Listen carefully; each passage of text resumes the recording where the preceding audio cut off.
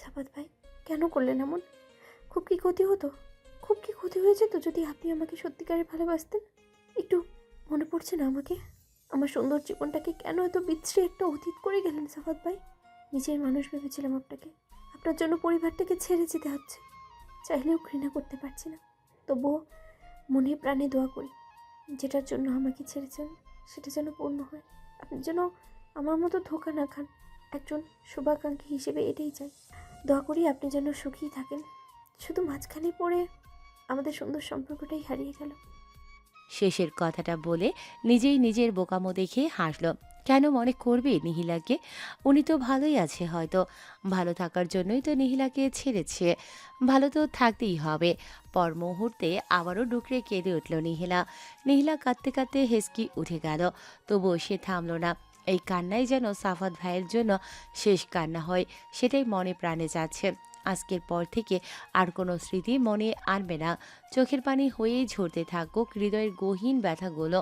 ভালোবাসার মানুষটার জন্য যত গহীন ভালোবাসা আছে সব আজ মুছে যাক। মুছে যাক বেপরোয়া মনের লুকায়িত দীর্ঘশ্বাস। নিহিলা আশেপাশে তাকালো। সকালের আলো ফুটে উঠেছে। তারই সুন্দর সুন্দর গাছগুলোতে ফুলের বাহার পড়েছে যেন। এতদিন যত্ন করে সব গাছই এখন ফুল দিতে শুরু করেছে। নিহিলা দোলনা থেকে উঠে গাছগুলিকে হাত বুলিয়ে দিল। তোরাও কি আমি চলে যাব বলে খুশি? এতদিন তো এত সুন্দর করে ছিলি না। আমি চলে যাওয়ার সময় তোদের এত সুন্দর হতে হলো। আচ্ছা, আমাকে মনে পড়বে তোদের? নিহিলা হাসল। এখন ফুল গাছ থেকেও জবাব আশা করেছে সে। এই গাছগুলোকেও মনে পড়বে ভীষণ করে। সে পেছনে ফিরে ব্যালকনির আশেপাশে তাকালো। ওই প্রিয় জায়গাটাকে বড্ড মনে পড়বে, কিন্তু কিছু ভালো সময়ের জন্য এটুকু ত্যাগ দিতেই হবে। রেহেনা বেগম ক্ষণে ক্ষণে কান্নার সুর তুলছে। পাশে নিহিলামাকে জড়িয়ে ধরে তৃপ্তি করে বসে আছে। রেহেনা বেগমের এমন আচরণ দেখে আমার শেখ ধমকে উঠল। আহ রেহানা, তুই এমন করলে মেয়েটা যাবে কিভাবে? ভাইজান, আমি এই মেয়েকে ছাড়া কিছু কল্পনাও করতে পারি না। আহ মা, তুমি এমন করিও না তো। মাত্র কয়েকটা বছরই তো। তোমাকে তো সবসময়ই দেখবো। দেখতে পারবো, কিন্তু ছুতে তো পারবো না।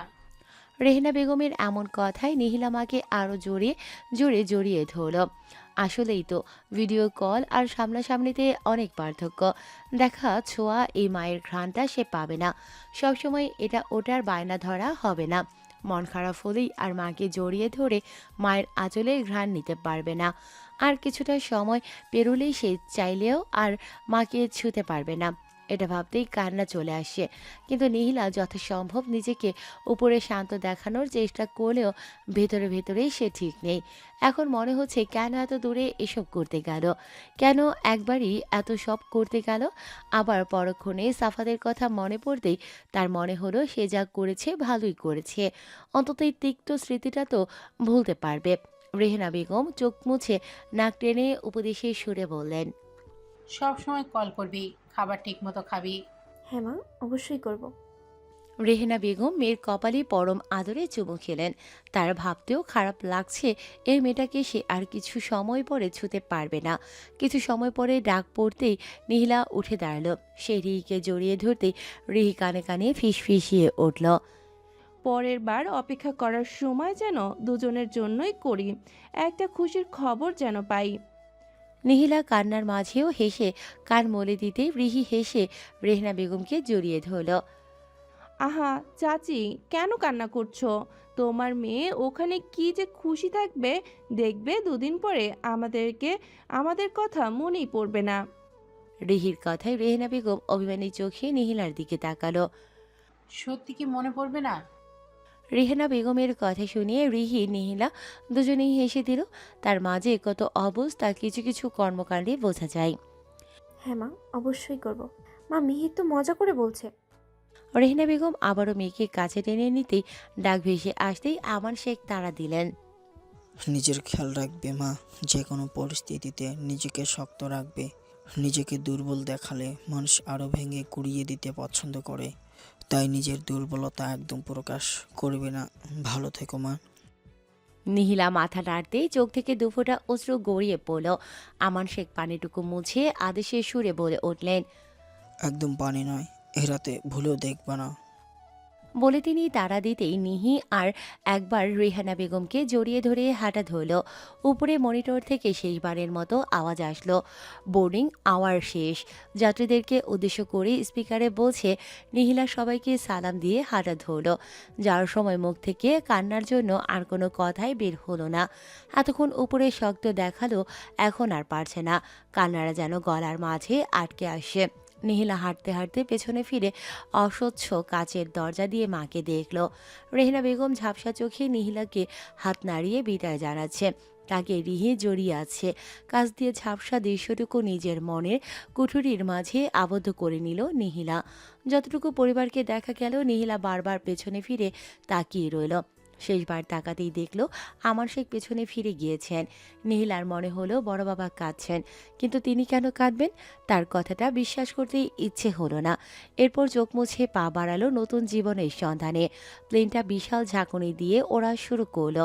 প্লেন যত উপরে উঠছে, নিহিলার মনে তত বিষণ্ণতা নেমে আসে। এই তো পরিবারটাকে ছেড়ে যাচ্ছে। এখন চাইলেও আর মায়ের কাছে ছুটে যেতে পারবে না।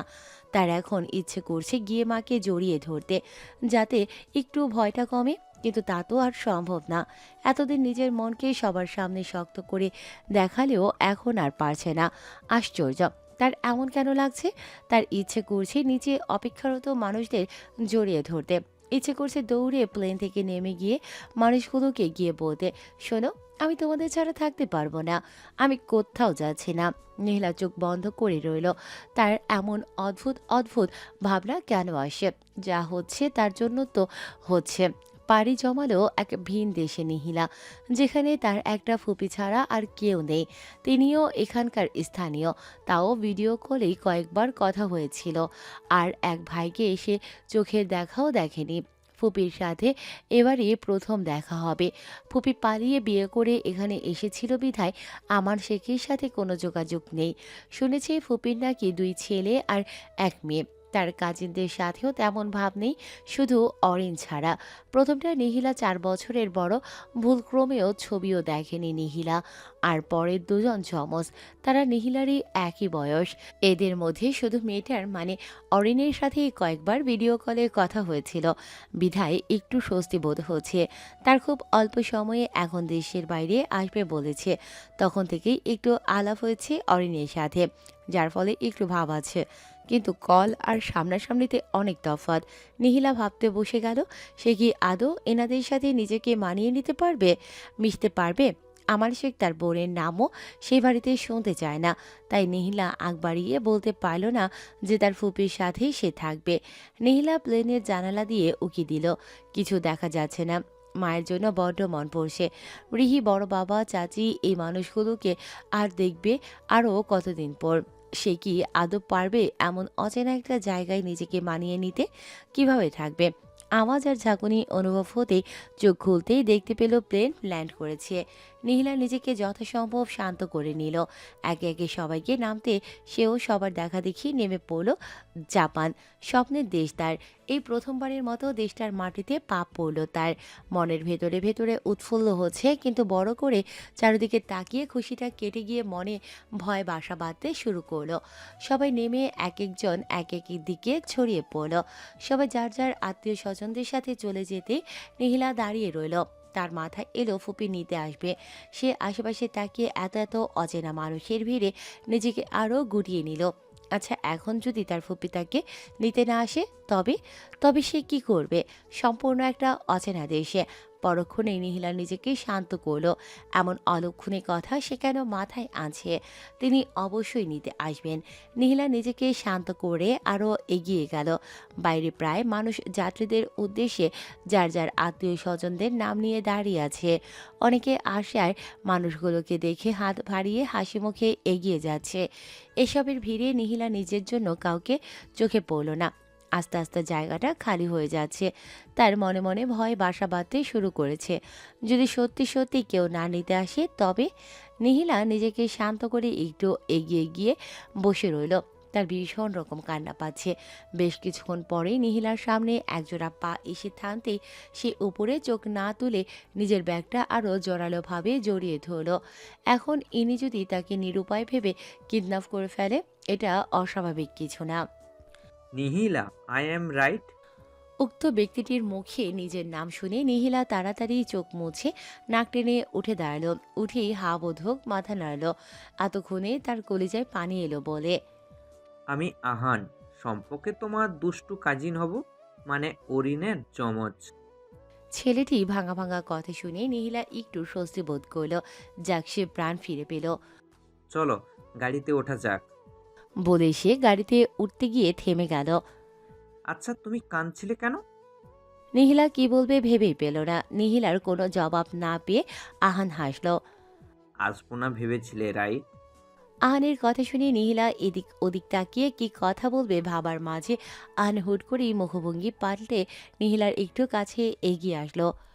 ধরো যদি এখন আমি তোমাকে বাসায় না নিয়ে গিয়ে অন্য কোথাও নিয়ে চলে যাই। আহানের কথা শুনে নিহিলা মাথা তুলে তাকালো। আহানের মুখভঙ্গি মুহূর্তের মধ্যেই যেন পাল্টে গেল। নিহিলা ভয় পেল। তার ভয়ার্ত চেহারা দেখে আহান হুট করে জোরে হেসে দিল। মজা করছিলাম, আমি অন্যদের সাথে করলেও তোমার সাথে করব না। যদিও তুমি খুব সুন্দরী, বাট আমার আম্মা জান তোমাকে বিশ্বাস করে আনতে পাঠিয়েছে, সেই মর্যাদা তো রাখতেই হবে। তাছাড়া তুমি তো এখানকার নও বাঙালি, সো এত বাড়াবাড়ি করব না। নিহিলা আহানের দিকে তাকালো। হ্যাঁ হ্যাঁ নিহি, তুমি সিরিয়াসলি নিয়ে নিচ্ছ। আচ্ছা যাক, উঠে পড়ো গাড়িতে, তোমাকে দিয়ে সে আমি বেরোবো, আমার কাজ আছে। গাড়ি এসে থামলো এক সুন্দর বাড়ির সামনে। কি সুন্দর বাড়ি! এমন উন্নত দেশে একটা বাংলো পরিবারের এমন সুন্দর বাড়ি। পরক্ষণেই নিহিলা মনে আসলো বেশ কয়েক বছর ধরে ওনারা এখানে। বোধহয় সেই অনুসারে এমন একটি বাড়ি অস্বাভাবিক কিছু না। নিহিলা শুনেছে ফুপার তো তেমন কেউ ছিল না, কিন্তু বাবার দেয়া সম্পত্তি ছিল কিছু। ফুপিকে বিয়ে করে যখন বড় বাবা ফুপিকে মেনে নেননি, তখন ফুপি ভেঙে পড়েছিল। ঠিক তখনই তার ফুপা দেশের সম্পত্তি সব বিক্রি করে দিয়ে এখানে চলে এসে সুখী সংসার করেছিল। এসব কিছু নিহিলাকে তার মা রেহিনা বেগমই বলেছিলেন। তার মা আর বড় মা লুকিয়ে তার ফুপির সাথে যোগাযোগ রেখেছে। এসব কিছুর কাছ থেকে অনেক বছর আগের কথা। এত বছরে এমন কয়েকটা বাড়ি করা স্বাভাবিক। নিহিলা নিজেই নিজের উত্তর বের করে ফেলল। নিহিলার এত সব ভাবনার মাঝে আহান নিহিলার ব্যাগগুলো নামিয়ে দিল। তুমি বাসায় যাও, আমার কাজ আছে, এসে অনেক আড্ডা হবে। বাই নিহি। বলেই আহান গাড়ি ফিরিয়ে চলে গেল। নিহিলা আহানের গাড়িটির দিকে তাকিয়ে ভাবল, একটু ভদ্রতা দেখিয়ে ব্যাগগুলো নিয়েও দিল না। এখানে কি সবাই এমন? কই, নিহিলারা তো এমন নয়। তবে ছেলেটা মানুষের সাথে মেশার ক্ষমতা আছে বলতে হবে। নিহিলা একটা দীর্ঘশ্বাস ফেলে ব্যাগগুলো কোনো মতে টেনে টেনে দরজার সামনে উপস্থিত হলো। দরজা খুলে দিল এক সুন্দরী মধ্যবয়স্ক মহিলা। নিহিলা শুরুতেই চিনে নিল। বেশ কয়েকবার মায়েদের সাথে ভিডিও কলে কথা বলার সময় নিহিলা দেখেছে এনাকে। তিনি দরজা খুলেই নিহিলাকে টেনে নিল। আসসালামু আলাইকুম। নিহিলা নিজেকে গুটিয়ে নিল। এখন ভীষণ অস্বস্তি হচ্ছে। ওয়ালাইকুম সালাম। মা, এসো এসো। বলতে বলতে তিনি নিহিলাকে জড়িয়ে নিলেন। আমার বিশ্বাস হচ্ছে না এখনো। শেষ পর্যন্ত কত বছর পরে নিজের পরিবারের কাউকে কাছে পেলাম। কত বড় হয়ে গেছো, অথচ এত বছর পরে কাছে পেলাম। তুমি আমার ভাইয়ের অস্তিত্ব মা, একদম ভাইয়ের মতো হয়েছো। কি মায়াবী, কেমন আছো? নিহিলা হাসার চেষ্টা করল। তার ফুপির মতো এমন একজন কাছের মানুষের কাছ থেকে তুমি সম্বোধনটা ভালো লাগছে না। এই তো আলহামদুলিল্লাহ ভালো আছি পুপি। আমাকে আপনি তুই সম্বোধন করতেই পারেন। আচ্ছা ভাইজান কেমন আছেন? রিনা আহমেদ মলিন কণ্ঠে জিজ্ঞেস করলেন। নিহিলা তাকালো। সে বুঝতে পারল মানুষটি অনেক গভীর থেকে কথাটা বলেছে। এই তো ভালো আছেন।